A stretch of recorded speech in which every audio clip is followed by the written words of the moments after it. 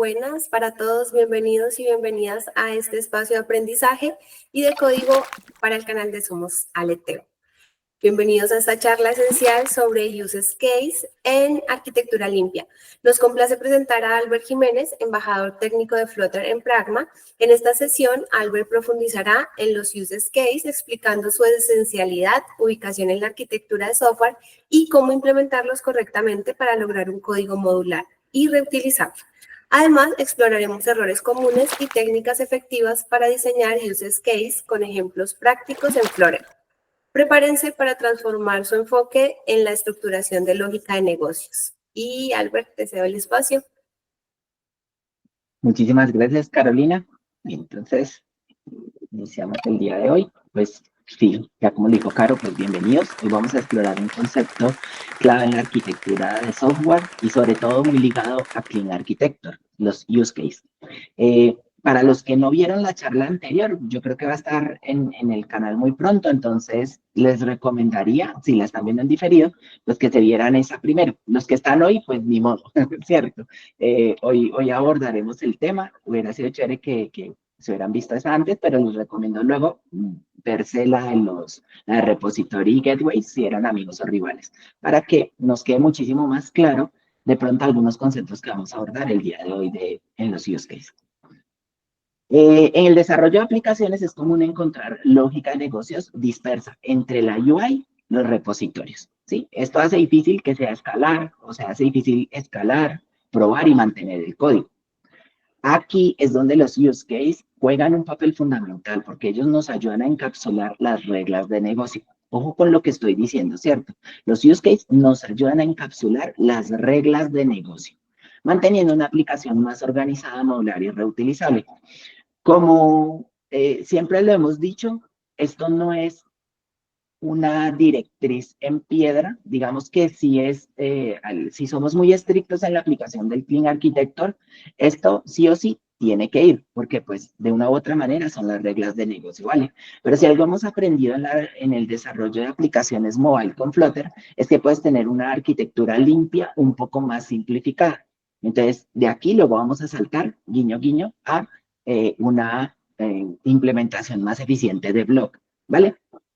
Pero los use cases también los podemos usar con blocks y con MVVM, como lo veremos a lo largo de toda esta charla. ¿Listo? Entonces, bueno, ¿qué vamos a ver hoy durante toda la sesión? Pues, ¿qué son los use cases? ¿Cuál es su propósito? ¿Dónde encajan en la arquitectura de Flutter?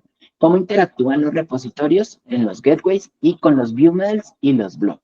¿Cuáles son los errores más comunes al implementarlos? ¿Cómo construirlos de forma efectiva y con ejemplos prácticos? Como siempre, ya saben, si van a participar, les recomendaría pues en ese momentico encender la cámara, abrir el micrófono y levanten la manito que algunos de nuestros moderadores están ahí súper pilos y súper atentos para colaborarnos, ¿vale? Bueno, ¿cuál es el objetivo de la charla al final? Pues que comprendamos todos cómo esos use cases nos pueden ayudar a mejorar el código. Cómo encajan directamente dentro de esta Clean Architecture y en cuál de todas esas capas es que van y cómo se usan, quién los consume, con qué se comen, ¿cierto? Entonces, bueno, ya. Sin más preámbulo, vamos a ver. Bueno, entonces los use cases o casos de uso en español, ¿cierto? Representan una unidad de lógica de negocio independiente. ¿Qué dice eso? ¿Qué es esto? Pues son clases o funciones, ¿vale? Son clases o funciones que encapsulan una operación específica. Mucho cuidado con lo que estamos diciendo aquí. Aquí voy a citar a Adolf cuando hablaba de los test de integración, y es que aquí no estamos hablando de una funcionalidad lógica como tal, sino de una operación específica de un requerimiento de negocio. Entonces, los use cases encapsulan una operación específica que la aplicación puede realizar. Entonces, la aplicación puede luego decidir si quiere realizar esa operación o no realizarla. Generalmente está relacionada con el dominio de la aplicación. Miren que digo que generalmente está relacionada con el dominio de la aplicación, pues para darles un poquito de flexibilidad, pero quiero que se mantengan muy estrictos y se van a dar cuenta que donde los vamos a ubicar va a ser ahí en el dominio, ¿vale? Entonces, por ejemplo, vamos a avanzar también con el ejemplo que ya veníamos trabajando de los códigos de barras. Entonces, en la charla anterior, pues habíamos visto que necesitábamos llamar desde un API, desde un servicio, unos códigos de barra, ¿cierto? Entonces tenemos un método que se llamaba getBarCodes.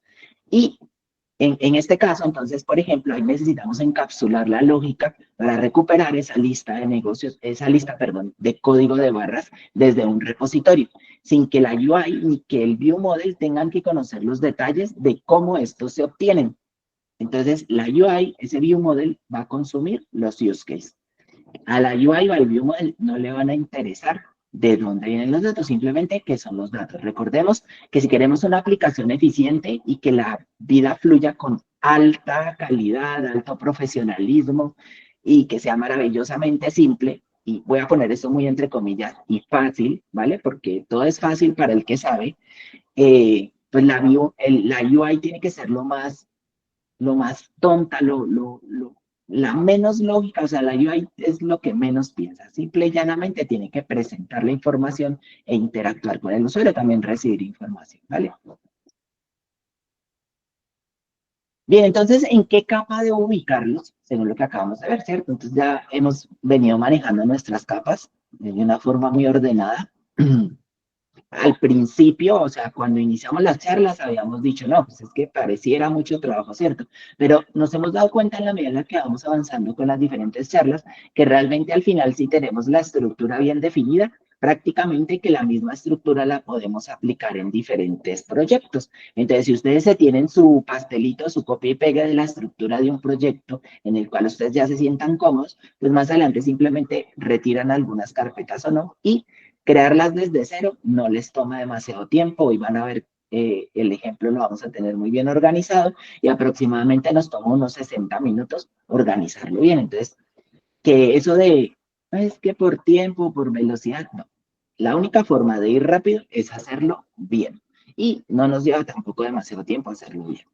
Entonces, dentro de nuestra capa, dentro de nuestro proyecto, recuerden que todos los proyectos en Flutter inician en Lead, pero esto es transversal a toda el área de ingeniería de software. Entonces, en nuestra capa de dominio tendremos los modelos, ¿cierto? Los que vamos a utilizar en el dominio, y aquí en el dominio es donde van a ver nuestros use cases. Bien, nuestros use cases, en este caso, por ejemplo, es el get barcodes. Entonces, ahí yo voy a necesitar, se me fue una S de más, ahí es donde yo voy a traer mi barcode. Y más adelante vamos a ver un ejemplo de escalabilidad para que ustedes puedan ir pensando en cómo se llama esa retrocompatibilidad y cuándo utilizar el término breaking y cuándo utilizar el término breaking retrocompatible, ¿cierto? Porque son dos cosas ligeramente diferentes. A veces generamos código breaking que definitivamente nos rompe la aplicación y todos los desarrolladores tienen que ir y actualizar cada uno de los módulos, así sea un mínimo cambio, pero eso implica un trabajo, un esfuerzo. Y hay otras situaciones en donde nuestro código es breaking, pero los desarrolladores prácticamente no tienen que hacer sino una única afectación a lo largo de todo el proyecto. Eh, Entonces, para recapitular, o para parafrasear rápidamente, los use cases pertenecen a la capa de dominio, ya que encapsulan la lógica de negocio y interactúan como intermediarios entre la capa de datos y la capa de presentación. Esto también es muy importante. Aunque vivan allí, realmente van a ser intermediarios de una capa diferente, no es la capa de dominio, sino la capa de data, ¿cierto? Que ya la vimos nuevamente en la charla anterior. Y la capa de presentación, pues que la hemos venido trabajando en todas las charlas también. Vamos a comentar un poquito los errores comunes, porque, o sea, que sí y que no. Ahí, de acuerdo a la experiencia que tenemos con diferentes proyectos grandes, podemos decir, en ese sentido, tratamos de resumir muy bien, transversalmente todos estos errores que se pueden presentar desde el punto de vista de la implementación de los use cases. Si de pronto se me pasa alguno, siéntanse libres de comentarlo, bien sea en la red de los comentarios, o bien sea aquí por el chat, para que lo tengamos en cuenta también. Pero entonces, colocar la lógica de presentación en los use cases, mal, ¿cierto? Get barcode retornando widgets o manipulando directamente a la UI, no. Porque aunque él es un intermediario entre la capa de data y la capa de la UI, realmente él solo le responde a la UI o le hace solicitudes y toma la información desde los repositorios, ¿vale? Estamos hablando muy estrictos aquí, entonces digamos que él no tiene nada por lo cual manipular la UI. La UI debe reaccionar, ¿cierto? O es la UI la que debe disparar la operación. Recuerden que los use cases, como ya lo dijimos ahorita, encapsulan una operación, ¿cierto? Entonces, lo que sí estaría bien es que los use cases solo manejan los datos y la lógica del negocio y dejan la UI a cargo del view model o del blue. Entonces, ellos sí son los que le dicen a la UI, oiga, reconstrúyase o cambia a otra pantalla o vaya y navegue, etcétera, ¿vale? Otro error común es hacer que un use case tenga múltiples responsabilidades. Mal, mal, mal, mal. En este caso, por ejemplo, get barcode, ¿cierto? Si con get barcode estuviéramos obteniendo datos, formateándolos, validándolos y todo esto en la misma clase, pues no solo violamos el principio de responsabilidad única, sino que el use case solo tiene que encargarse de una operación, ¿sí? Y tiene que hacerlo bien. Entonces, tiene que ser el intermediario con la data, tiene que hacerlo bien, pero entonces, desde ese punto de vista, pues no se puede hacer, no se puede poner a hacer múltiples tareas diferentes. ¿Qué sí es bien? Pues mantener un solo caso de uso por operación, que es a lo que estamos comentando del principio de responsabilidad única. Otro error muy común es que accedes a la base de datos o la API directamente desde el use case. Mal. Un caso de uso, por ejemplo, en este caso el get barcodes, ¿cierto? Por más de que la operación diga que iba a obtener la lista de códigos de barras, si ustedes ven que está haciendo una solicitud de HTTP directamente, mal. A ver si estén atentos y si no, pues de pronto ahí les dejo un punto, ¿cierto? Entonces ustedes dirían, entonces estaría bien que yo desde el use case conectara un gateway, porque pues lo vemos en muchos proyectos, ¿cierto?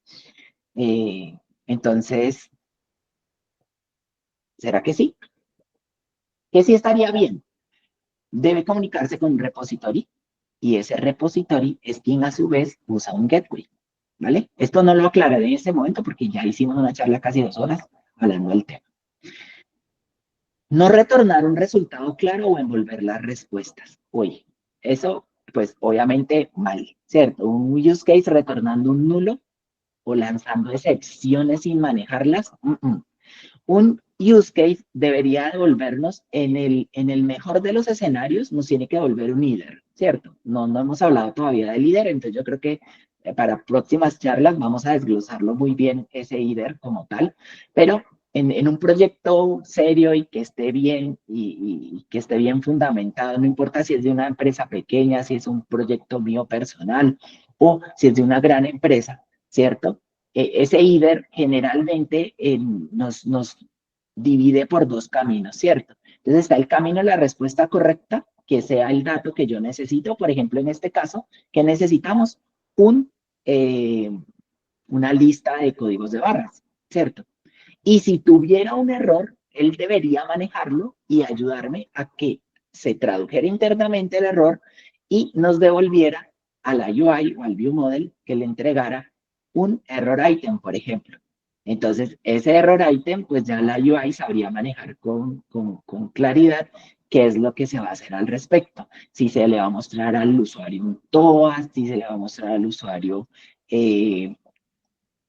un error completo, una alerta, ¿cierto? Si le vamos a romper la experiencia o si de pronto la lógica de negocios también establecida en ese momento también con ese error quiere informarlo de pronto también a un servicio que capture los errores que está recibiendo el usuario dentro de la UI. Entonces, en ese sentido, lo que está bien es que usemos un patrón como IDER en el cual tenemos success y failure, ¿cierto? Entonces, una respuesta buena, el camino derecho, lo que va por right, ¿cierto? Y una respuesta mala, o algo que nos quede mal, ¿cierto? Pues por eso aquí lo encapsulamos como un resultado que nos va a devolver, ese resultado es un líder, que nos va a devolver un tipo de cualquier tipo y un error en el caso en que tengamos un error establecido, ¿vale? El cómo lo manejemos, el si para mí el left es lo que se debe quedar aquí y el right es lo que tiene que seguir derecho, o si el right es lo que está bien y el left es lo que debo dejar como error, eso ya es un salseíto tecnológico para después, ¿vale? Pero el líder básicamente es algo bien, algo mal, una respuesta buena, una respuesta mala, y tengo que entregarla procesada. No es que el use case me va a entregar algo para que yo haga un try catch. Mal, mal, mal. Yo mismo como consumidor de mi propio use case me voy a hacer bolitas en ese sentido cuando me enfrente a este tipo de situaciones. Entonces, no, yo ya debo tenerlo ahí procesado de manera estandarizada para entregarlo al consumidor final. Entonces vamos a hablar un poquito del paso a paso, cómo crearlos. Este sería mi pastelito personal. Yo se los comparto a ustedes con todo el cariño. Entonces, si ustedes quieren, le pueden tomar un recortecito y tenerlo ahí en unos posits y decir, ah, vale, cuando yo vaya a crear, pues se toman unos posits y con diferentes colorcitos lo ponen ahí en el monitor y ya. Entonces voy a crear un use case. ¿Qué debo hacer? Primero, identificar la operación de negocio, ¿cierto? Entonces ahí debo identificar qué es lo que voy a encapsular, como por ejemplo, en este caso, obtener los códigos de barras. Entre más complicada sea la operación que yo quiero encapsular, tengo que definir luego si quiero romperla en pedacitos más pequeños, porque la idea es que el use case sea pues una unidad atómica de procesamiento, una unidad atómica de operaciones, ¿vale? Entonces, en ese sentido, en mi caso, por más de que yo maneje un servicio, una API o una aplicación que me permita generar códigos de barra, ¿cierto? En este caso, para mi primer use case es obtener los códigos de barras. ¿Qué va a ser mi use case? Ah, bueno, la operación va a ser que traiga todas una lista de códigos de barras. ¿De dónde? A mí me la tiene que presentar, me tiene que presentar una lista de códigos de barras que se va a conectar a un servicio, al otro servicio, ya lo vamos a ver ahorita en el ejemplo de aplicación. Bien, pero lo primero que tengo que hacer es identificar esa operación de negocios que yo quiero encapsular como tal. En este caso, obtener un código de barras. El segundo paso es definir una clase para el caso de uso. Entonces, recuerden que como hemos venido siendo juiciosos y con la Clean Architecture, primero definimos en la capa de domain, en entidades, una clase abstracta en el caso de Flutter o una interfaz en el caso de cualquier lenguaje de programación que nosotros vamos a implementar clases use case, ¿vale? ¿Por qué? Porque estas clases use case las vamos a tener muy claramente definidas y vamos a definir una clase para esto. Entonces, ¿dónde vamos a crear? En nuestra carpetica del domain, creamos otra carpetica, ¿cierto? Otro directorio que se llame use case. Y dentro de esa carpeta use case, definimos nuestra clase. En este caso podría ser algo así como get barcodes use case, ¿cierto? Ahí sí en singular, la carpetica de use case, en plural, porque vamos a meter muchos casos de uso. Luego, dentro de esa clase, vamos a recibir un repository como dependencia. ¿Por qué? Lo extendemos bastante en la charla, pero hoy básicamente es porque el use case, como requiere data, ¿cierto? Entonces, él necesita un repositorio, pero el repositorio que va a recibir es una definición del repositorio, no una implementación del repositorio. Cuando yo implemente la operación o implemente el use case, yo ahí sí voy a recibir la implementación del repositorio. Pero aquí, a nivel de arquitectura, y por eso está dentro del dominio del use case, ojo, porque ahí es donde surge una confusión, ¿cierto? Y es que muchas veces, como los desarrolladores dicen, ah, sí, pero como yo voy a implementar el repositorio de una vez, ¿cierto? Entonces, yo tomo el use case y desde el use case, ahí es donde yo,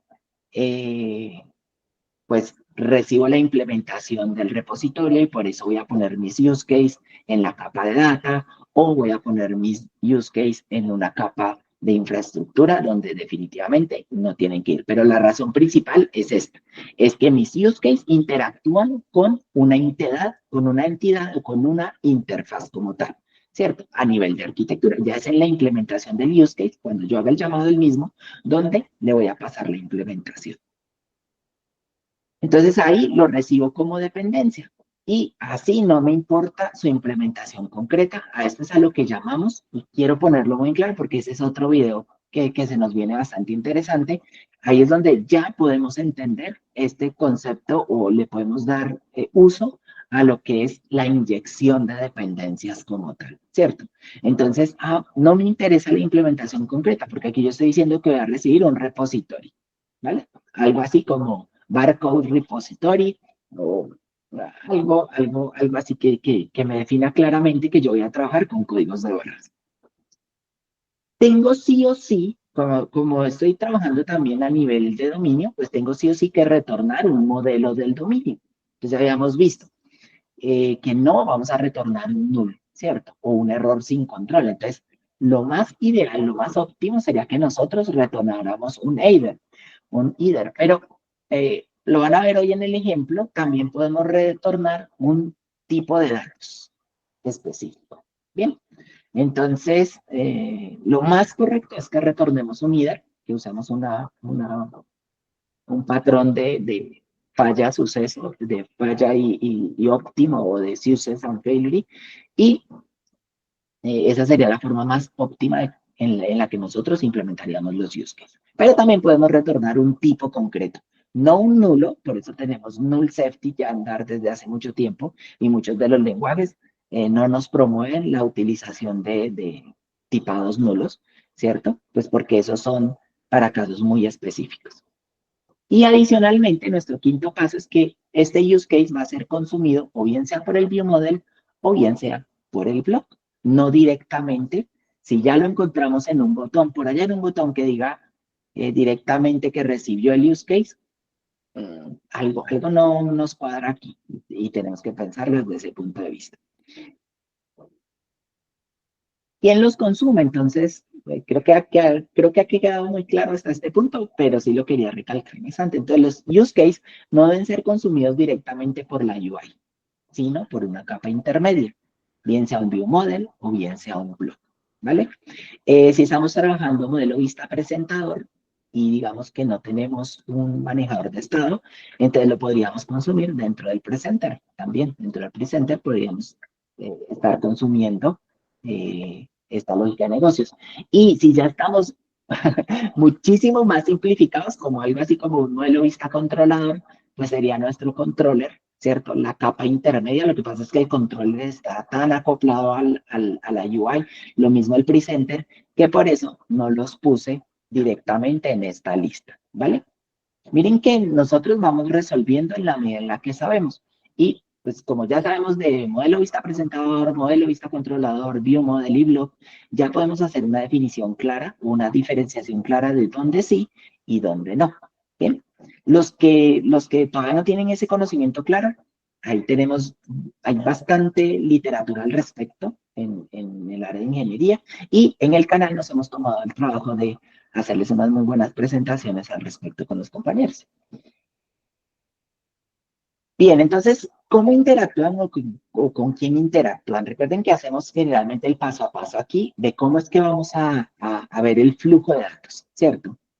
Vean que generalmente nosotros no nos pegamos a escribir la solución en la computadora. O sea, realmente el trabajo de los desarrolladores es un 80% entendiendo todo, revisando, y como un 20% real es lo que nosotros escribimos. Y ahora que tenemos a las inteligencias artificiales como ayuda, realmente yo diría que el trabajo del desarrollador en cuanto a escritura real del código se ha simplificado bastante, porque una vez yo ya tengo claras las instrucciones y qué rayos es lo que quiero implementar, pues estos organismos automatizados son muy eficientes para cumplir mis instrucciones. Obviamente, si yo le hago algo así como, hágame un get barcode para implementar, pues él va a salir con cualquier cosa, ¿cierto? Pero si yo le digo, mira, yo necesito hacer esto y este es un use case, y le especifico muy claramente qué es lo que tiene que hacer, estoy seguro que el resultado va a ser muy interesante y prácticamente solo voy a tener que escribir un prompt, ¿cierto? Entonces aquí está nuestro flujo. Primero, la UI, que son los widgets. La UI se interactúa con los ViewModel o con el blog. Hoy voy a hacer la presentación con ViewModel. Vamos a hacer el ejemplo de actualización y como tareita, tómense ustedes el reto de decir, bueno, entonces yo voy a tomar el ViewModel y lo voy a transformar en un blog. Más adelante voy a resolver la pregunta que me hicieron cuando estábamos preparando la charla. El debate surgía, pero es posible que si yo tengo entonces un view model más un use case, agrupándolos ya tengo un blog. Y aunque pudiera parecer que sí, no. Aunque el componente de lógica de negocios, el blog, ese es un componente que encapsula también lógica de negocios, vemos que en la implementación estricta de la palabra, o yo puedo prescindir de los use case, o tendría mis use case como apoyo de interacción también al blog. Entonces mi blog no estaría tan cargado, porque igual, use case encapsula una sola operación, pero un blog puede encapsular más de una operación. Es decir, yo puedo tener varios use cases dentro de un blog. Repository. Entonces, del use case paso al repository. El repository, recuerden que se conecta al gateway y el gateway es quien a su vez se conecta a una fuente externa. Entonces, en este caso, el usuario solicita un código de barra, ¿cierto? Se lo pide al view model o al blog. El view model o al blog se lo pide al use case, o genera o ejecuta la operación del use case. El use case a su vez ya tenía un repository. Ese repository hace uso de su gateway. El gateway se conecta a una fuente externa y de la fuente externa se devuelve. Para la computadora no va a decir, ah, yo sé por qué me pone a hacer tantas cosas. No, la computadora sigue instrucciones y entre más claras estén esas instrucciones, así sea una secuencia de 20 instrucciones, si son claras, son efectivas, si son eficientes, la computadora los va a hacer en nanosegundos, en milisegundos. Entonces, por eso no hay que preocuparnos. También ya vamos a ver un ejemplo de eso ahorita. ¿Sí? Si ocurriera un error aquí, pues obviamente se propagaría de tal manera que en el use case él nos tiene que volver hacia la UI o un caso de error o un tipo de datos concreto. Entonces, por ejemplo, si no estoy trabajando con un header, si mi gateway tuviera un error y no pudiera devolverme nada, seguramente mi repositorio le devolvería al use case un organismo, una lista vacía, ¿sí? Pero si el repositorio de pronto le devolviera un error al use case, el use case lo podría procesar y decir, ah, bueno, yo le devuelvo al usuario o a la vista o al view model, le devuelvo una lista vacía. Yo no le puedo decir que esto tiene un error. Y o, en su efecto, pues sigue el canal adecuado. Entonces es bidireccional la interacción, ¿cierto? Paso a paso, de la UI a la view model, del view model al use case, del use case al repositorio, del repositorio al gateway, del gateway a la fuente externa y la respuesta igual. Al gateway, del gateway al repositorio, del repositorio al use case, del use case al view model y del view model a la UI. ¿Cuándo debo usarlos? Bien, cuando la operación involucra reglas de negocio que deben encapsularse y reutilizarse en varias partes del sistema. Entonces puede que yo quiera obtener esa barra de negocio, puede que yo quiera obtener los códigos de barras, ¿cierto? En mi interfaz en la que estoy haciendo todo el inventario de los códigos de barras. Pero resulta que también cuando yo haya seleccionado un producto, quisiera obtener mi lista de códigos de barras para ponérselo al producto. Entonces vean que es una operación que estoy encapsulando y que puedo reutilizar en varias partes del sistema.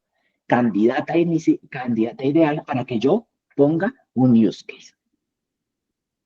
También cuando se necesita independencia entre capas, ¿cierto? Entonces yo necesito impedir que la UI, obviamente estamos hablando aquí de Clean Architecture y de buenas prácticas de programación, ¿cierto? Entonces, en ese sentido, cuando yo tengo buenas prácticas de programación y necesito fomentar esa independencia entre capas, aquí entran en juego los use cases.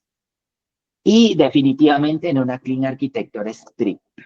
Si yo tengo, o a mí me dicen, es que estás usando Clean Architecture, o yo me jacto de decir que estoy usando Clean Architecture, pero yo no veo los casos de uso donde deberían estar e implementados de la forma correcta, pues ya ese es un smell code instantáneo, ¿cierto? Es como decir que yo soy un humano, pero no tengo nariz. Pues no hice un humano porque sin nariz es una pieza fundamental. Entonces, en una Clean Architecture estricta como tal, en la implementación por capas, un use case tiene que ir. ¿Por qué? Porque Clean Architecture se basa en reglas de negocio. Entonces, si yo voy a encapsular esas reglas de negocio, sí o sí tienen que ir a través de los use cases. ¿Cuándo no debo usarlos? Sí, hay momentos en los que definitivamente pues no vale la pena usarlos, ¿cierto? Si la operación es trivial, por ejemplo, si simplemente yo voy a recuperar un dato sin importancia desde el view model, sin necesidad de una lógica de negocios compleja, como por ejemplo un preference. En este momento le voy a mostrar al usuario una pantalla de bienvenida porque es la primera vez que entra ¿qué? Es la primera vez que entra a mi aplicación. Pues ahí no hay una lógica tan compleja, ¿cierto? Entonces podría ser una operación trivial y en ese sentido recuperar una banderita eh, puede rápidamente ir a encapsularse dentro de la operación de negocio que sí lo requiere. Entonces, para recuperar la simple banderita, pues no es un use case como tal porque no se va a reutilizar en ningún otro lado. Si el caso de uso no aporta abstracción adicional, es decir, como en este caso, ¿cierto? Eso no me va a aportar una abstracción adicional, porque la abstracción tiene que ser que yo pueda recuperar mis preferencias con una clave valor, ¿cierto?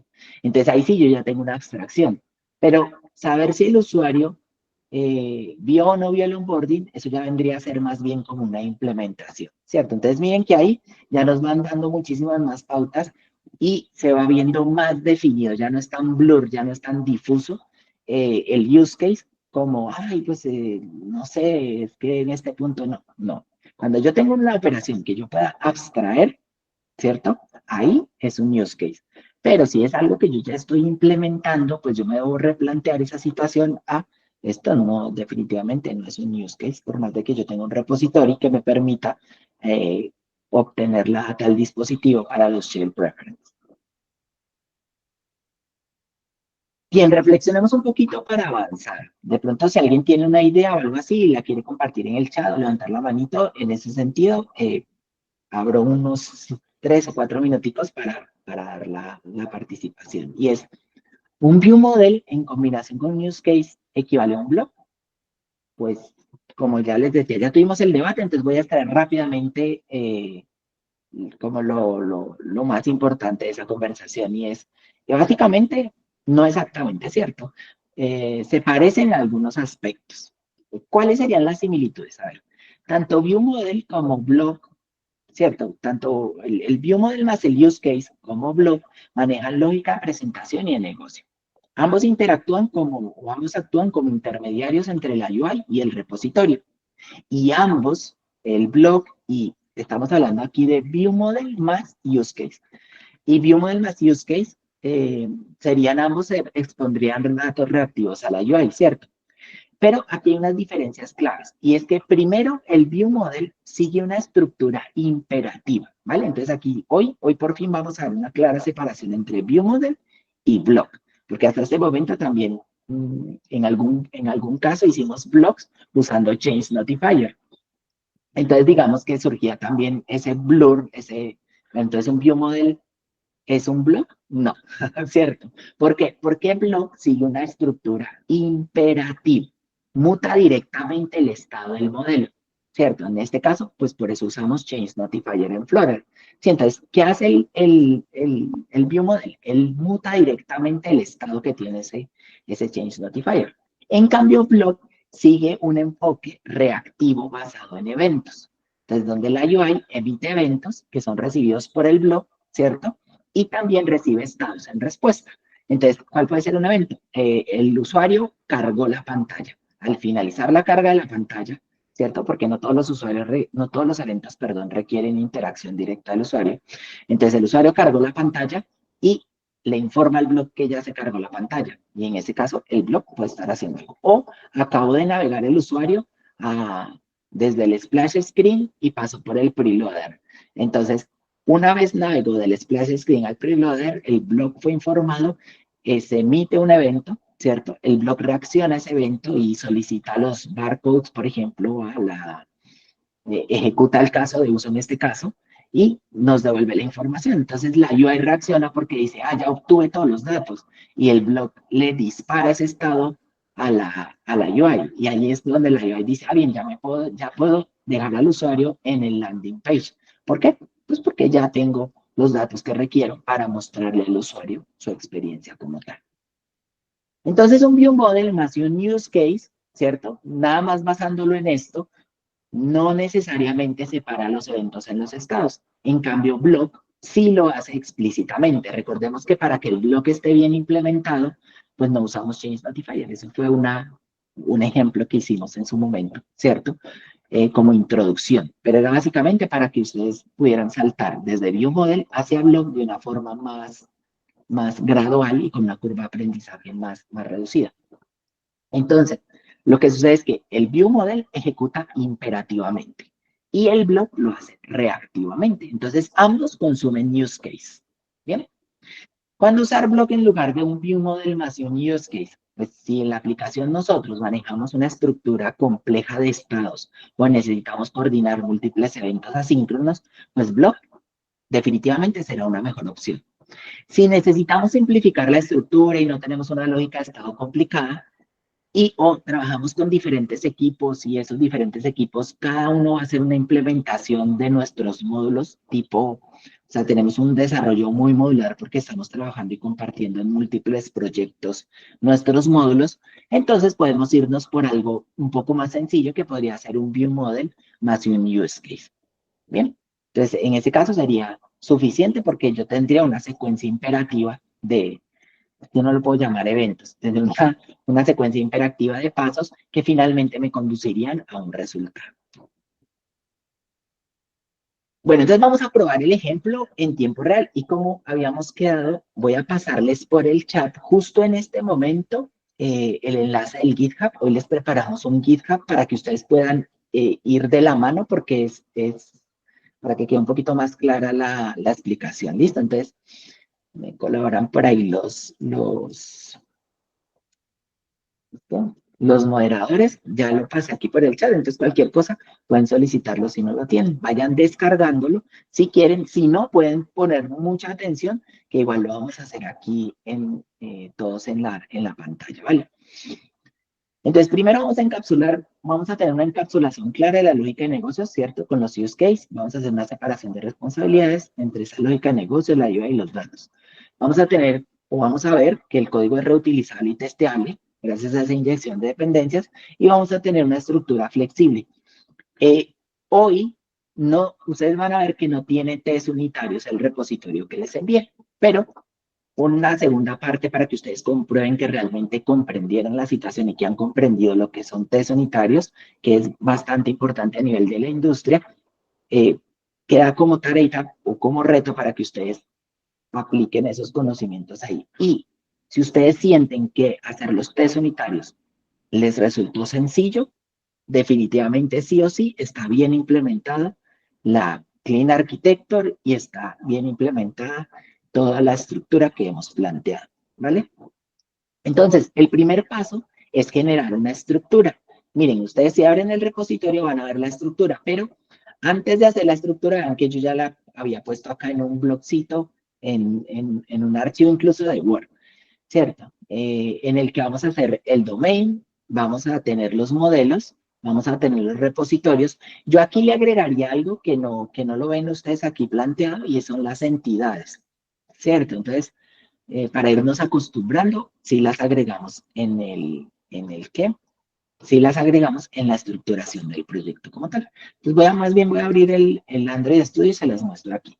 Entonces, miren, tenemos el domain, que ya lo habíamos visto en la estructura. Dentro del domain vamos a tener nuestras entidades. En cada una de estas simplemente estamos diciendo, oiga, el gateway van a ser gateways, ¿cierto? Entonces aquí vamos a establecer unas firmas efectivas para todos los contratos que vamos a establecer a lo largo de nuestra lógica de negocios.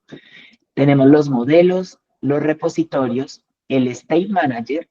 El State Manager es porque si el día de mañana yo quiero cambiarme de provider a Riverpod, o quiero cambiar de Riverpod a GetX, o quiero implementar mi propio State Manager, yo aquí desde la arquitectura, todos van a heredar de State Manager. Entonces, yo solo tendré que afectar este. Yo aquí, vale, yo ya no extiendo de State Manager, sino que extiendo de la clase de Riverpod que me permite. Entonces, esto sería una referencia, etcétera, etcétera. O esto sería un provider, o esto sería X cosa que yo quisiera, ¿vale? Y lo van a ver que solo el State Manager y el View Model están extendiendo de otras clases como tal. Son clases abstractas que simple y llanamente me van a definir la firma que yo voy a tener. Entonces, cuando vean ustedes el View Model, sabemos que en este caso va a implementar todo lo que son las funcionalidades que tiene el Change Notifier. Pero si el día de mañana mis view model cambiaran y ya no fueran con Change Notifier, sino con Provider, pues yo extendería de Provider. Y solo tendría que afectarlo, en teoría, aquí, ¿vale? Luego tenemos las definiciones. Entonces, mi siguiente paso dentro del pastelito es que, claro, yo me voy a comunicar desde el servicio externo hacia el servicio interno. Hoy obviamente son simuladas, entonces genero mi gateway. Miren que defino a nivel de dominio, todo esto lo estamos trabajando a nivel de dominio. Entonces defino que mi barcode gateway va a tener una función que es que él va a solicitar los barcodes desde una API. Fácil el nombrado y esto tiene que entenderse por sí solo. Entonces vean que si ustedes nada más meten esto a un buscador o se lo preguntan a una inteligencia artificial, seguramente les va a dar una muy buena respuesta al respecto de esto. ¿Por qué? Pues porque ahí prácticamente me está diciendo qué es lo que yo estoy haciendo, que estoy solicitando, estoy lanzando una solicitud a nivel de red o a nivel de interdispositivos. ¿Y qué me va a devolver esto? Una lista de un JSON. Recuerden que en Dart los JSON son mapas de una clave de tipo llave con un valor que puede ser cualquier cosa. Entonces, ¿quién consume nuestro barcode?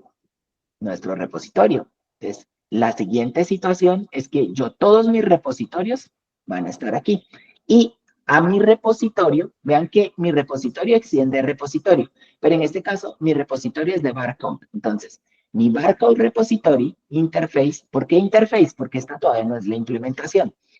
Entonces, mi barcode repository interface, yo le puse aquí interface para que quede más claro, pero podemos dejarlo así como en el gateway, simplemente barcode repository y estaría bien. Entonces, aquí ya no estoy haciendo un llamado a ninguna red. ¿Por qué? Pues porque yo seguramente voy a consumir un gateway desde mi repositorio. Entonces, mi repositorio lo que tiene que hacer es darme los códigos de barras. Y mire que él me los va a dar como lista de barcode models. ¿Por qué?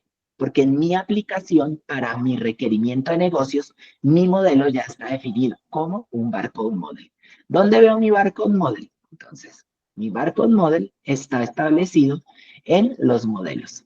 Entonces, recuerden que habíamos visto en la diapositiva que teníamos un modelo con el cual interactúa el caso de uso. Entonces, mi barcode model tiene código y descripción. Punto pelota, eso es todo lo que tenemos, ¿vale? Y esto es lo que devolvemos, porque esto es lo que ya tenemos aquí. Para que esto fuera más bonito, ustedes podrían tener aquí un método que nos devolviera esto en un formato JSON ya de una vez, ¿cierto? Con temas de inmutabilidad y que fuera de string dynamic y que me lo convirtiera, ¿cierto? To JSON. Y él podría devolver aquí, yo tendría una implementación en el cual me devolvería pues lo mismo que ya tendría en mi base de datos, ¿cierto? Para ayudar un poquito al convertir. En una parte muy estricta, o sea, hay unos puristas muy puristas en el que definitivamente eso lo transforman en una clase adicional que se llama mapper. Y ese mapper permite que yo lo traduzca. Se usaba mucho porque antiguamente a los desarrolladores actuales no lo habrán visto seguramente, pero antiguamente teníamos varios formatos de intercambio en la red, entonces podíamos traducirlo a string, a una simple cadena de caracteres, a JSON, a XML, entonces mi mapper cumplía esas funciones, pero hoy en día prácticamente nuestro estándar es JSON, entonces en ese sentido yo puedo incluir mi toJSON y mi fromJSON, lo han visto mucho en los ejemplos que particularmente yo les he suministrado y estaría también bien dentro del punto de que es maravillosamente simple y lo tienen todo reunido en algún solo lado. También los invito a ver el Kokagura Domain, que está en el pub.dev, que compartimos unas entidades de dominio transversales. Ustedes van a encontrar ahí que cada uno de los modelos tienen sus ejemplos de uso y siguen una lógica de inmutabilidad. Es decir, aquí yo le tengo que agregar mi palabra cons, ¿vale? Entonces, miren, esta palabra cons, mis modelos deberían sí o sí ser inmutables. Y por eso mis entidades todas tenían un constructor constante. Si ustedes no le ponen un constructor constante en Dart a sus entidades iniciales, pues cuando hereden de estas entidades, obviamente no van a poder tener un constructor constante en las clases heredadas. Entonces, voy a retirarle el cons. No hay ningún problema en que lo deje así. Lo que pasa es que por eficiencia y ya en su momento los compañeros nos dieron una charla genial sobre, en el cual veíamos la importancia de la inmutabilidad y que la utilizamos mucho en Florer. Si Dol de pronto se acuerdan, por ahí me lo escribió en el chat y con eso ya les aclaro. Se me fue en este momento el nombre específico de ese patrón. Listo. Y entonces ya tenemos aquí definidas desde nuestra capa de dominio. Entonces ahora vamos a la capa de data. En la capa de data tenemos nuestras implementaciones. Entonces, en el gateway, ya aquí implementamos, aquí no extendemos, aquí implementamos. ¿Por qué? Porque nos obligamos claramente a hacer un override de cada una de las funciones que necesitamos. En este caso, tráigame esos códigos de barra desde la API. Aquí les puse un debug print para que ahorita cuando lancemos el ejemplo, o si ya lo lanzaron, ustedes puedan ver el paso a paso y que se tiene que estar ejecutando en el orden en el que nosotros lo establecimos. Entonces, miren que en este caso nosotros estamos simulando que la llamada a nuestra API duró 2 segundos y que después de que duró 2 segundos, nos retornó estos 2 códigos de barras. Esto está hecho así porque vamos a hacer un ejemplo de actualización o de escalabilidad directamente una vez finalicemos esto. Entonces, ¿quién consume el gateway? Bien, si dijeron el repository, genial, genial. Vamos haciéndolo bien. Entonces, el repository consume nuestro gateway. Entonces, ya en la implementación, ¿cierto? Miren que la firma no me obliga a que yo tenga un gateway, ¿cierto? Pero no porque no me obligue significa que yo no lo vaya a consumir. Finalmente, yo necesito un gateway, pero no consumo un gateway implementation. Miren que yo estoy consumiendo una interfaz de gateway. ¿Por qué? Ya ahorita lo vamos a ver, porque si yo quisiera cambiar este gateway por otro gateway, siempre y cuando sea del mismo tipo de barcode gateway, pues mi implementación no se va a dañar. ¿Cierto? ¿Por qué? Porque ambas van a contener una función que se llame fetch barcodes from API perdón, y esa sí o sí me va a devolver esta firma, que es una lista de objetos que tienen o un JSON, ¿vale? Y vean que yo aquí hago una traducción rápidamente del JSON, ¿vale? Entonces, la hago aquí, ¿por qué? Porque habíamos establecido que mi repositorio sí o sí tiene que devolverme una unidad de modelo de mi lógica de negocio de mi aplicación, no de una lógica externa. Y así evito que de pronto mi caso de uso tenga que ponerse a traducir específicamente esto. Sí es cierto que nosotros podemos encapsular lógica de negocio adicional dentro de los use case, porque si no, digamos que nosotros podríamos conectar el repositorio directamente con el view model y pues en teoría nos estaríamos ahorrando un paso, ¿cierto? Pero si queremos ser estrictos y bien ordenaditos, lo ideal es que pasemos a través de un use case. Así vamos a tener la lista de todas las operaciones de negocio también establecidas desde nuestra organización. Ahora ustedes dirán, pero ¿cómo así?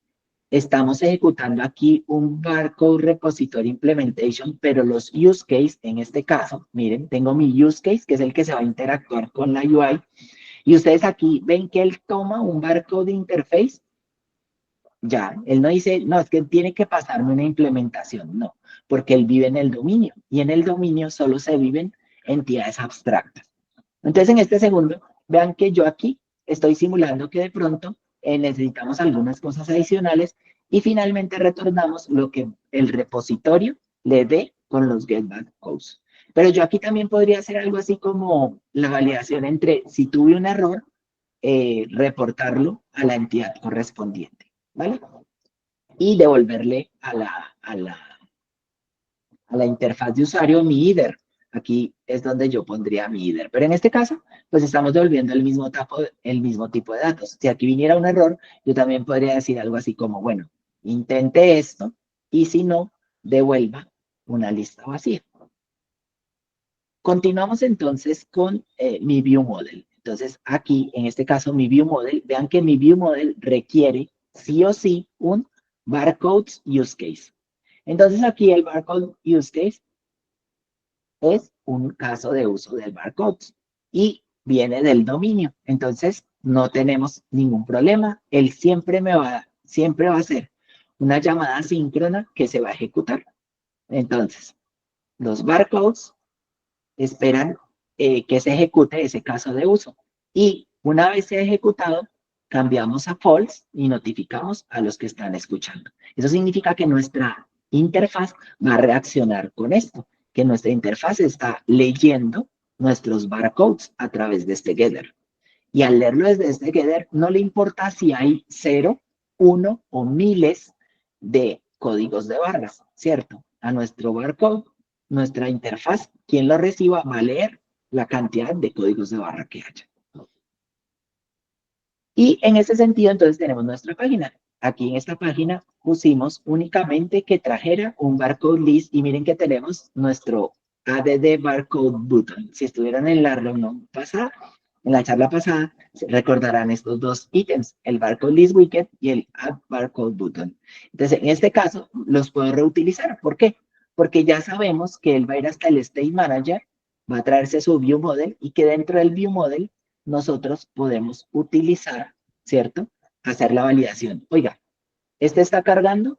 Si está cargando, pues no haga nada, ¿cierto? Pero si no está cargando, entonces yo voy a ejecutar mi caso de uso, que en este caso es, tráigame los códigos de barras. ¿Listo? Y aquí entonces voy a tener las dos presentaciones. Si él está cargando, voy a mostrar un Circular Progress Indicator y si ya terminé de cargar, va a habilitarle la función al usuario y me va a mostrar un icono. Eso por el lado del botón, ¿cierto? Y por el lado de la página, vean que no tengo que preocuparme por toda esa lógica de negocios. Es una clase que rápidamente puedo ver. Para internacionalización, pues yo cambiaría aquí este pedacito nada más y no habría ningún inconveniente. ¿Listo?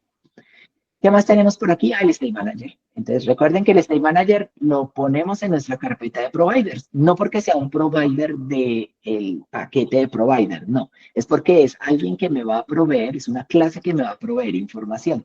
En este caso, me va a proveer acceso a los View Models. Es mi inyector de dependencias desde el punto de vista de la UI.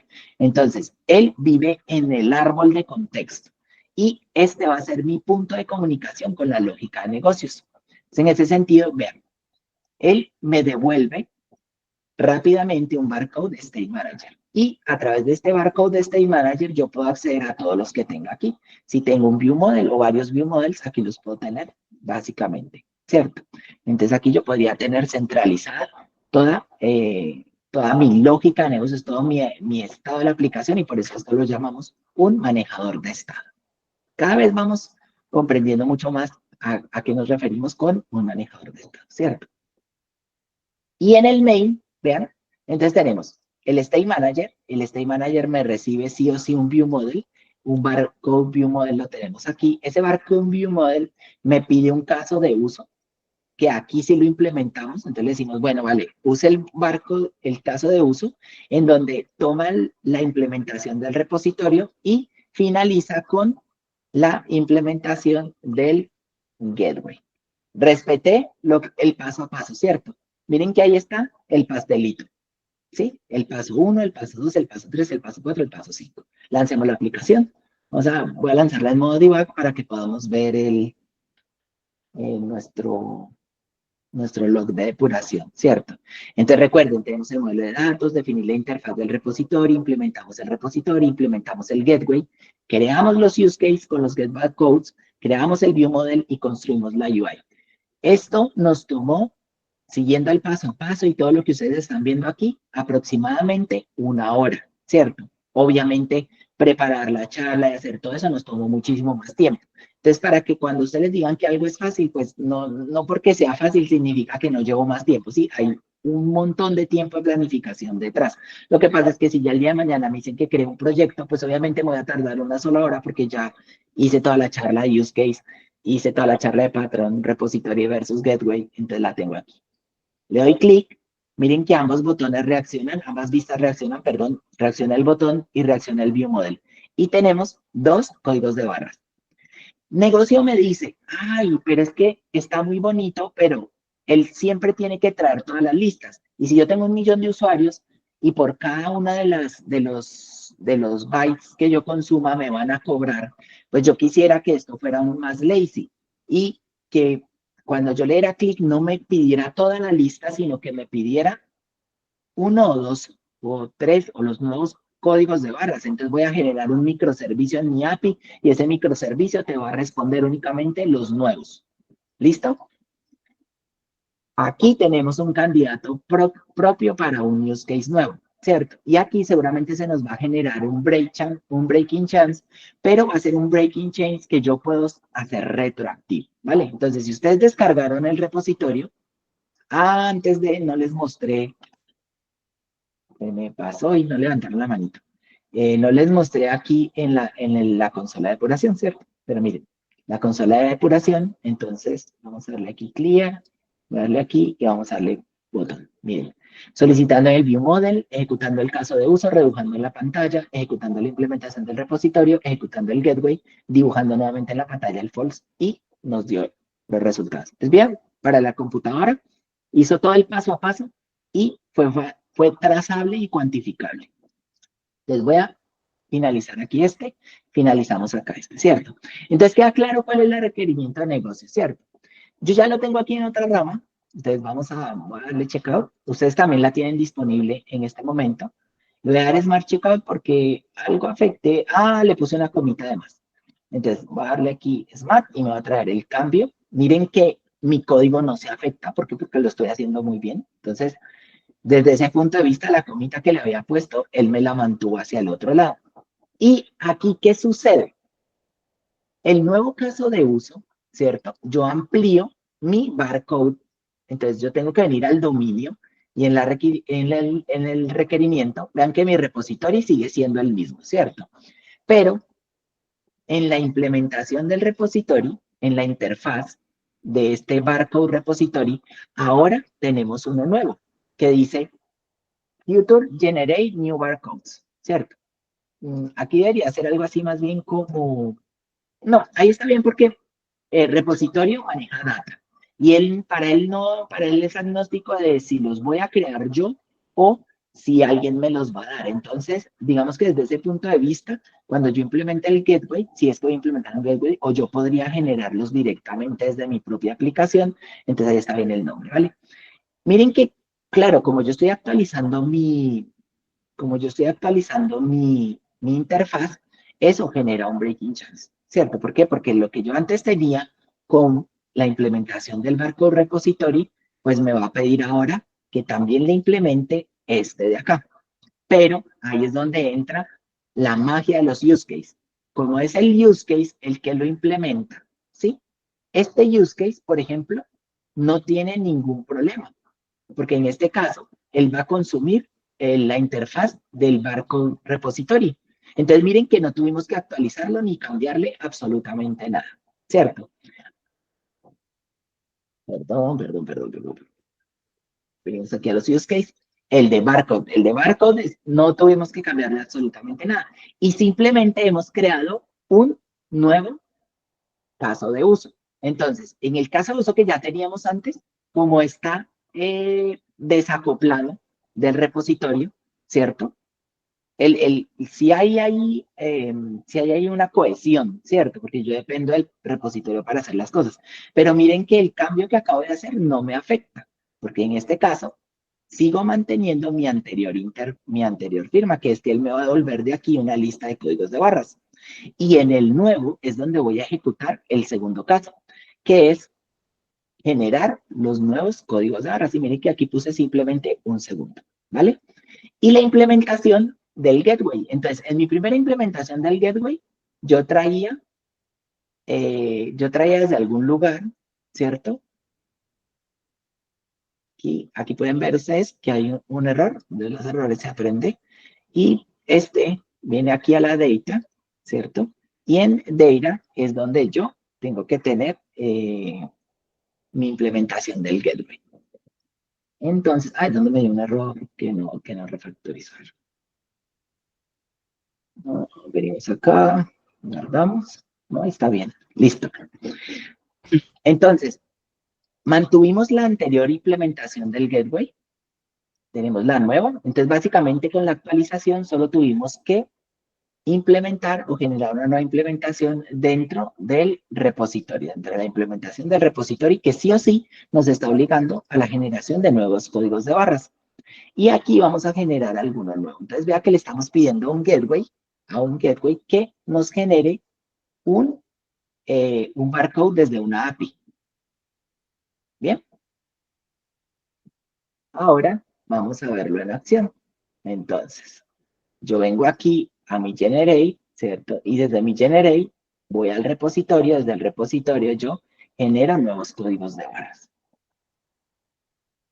Mi otra actualización que hice, pues obviamente es desde el punto de vista del view model. Entonces en el view model ya tengo mi función anterior, sigue funcionando exactamente igual. Y tengo una nueva función. Ahora es fetch new barcodes. Ahora cuando el usuario le dé clic al botón, ¿cierto? Él va a poder identificar de si es la primera petición que hace, vean, si es la petición, ahora va a consumir fetch new barcodes. Si es la primera que hace, él antes va a pedirle al caso de uso, va a activar fetch barcodes. Es decir, me trae una lista completa de códigos de barras. Y luego me va a generar una lista de códigos de barras nuevos que se va a actualizar dentro de la anterior. Notificará a los escuchas y finalizaremos. A ver, lanzamos nuevamente.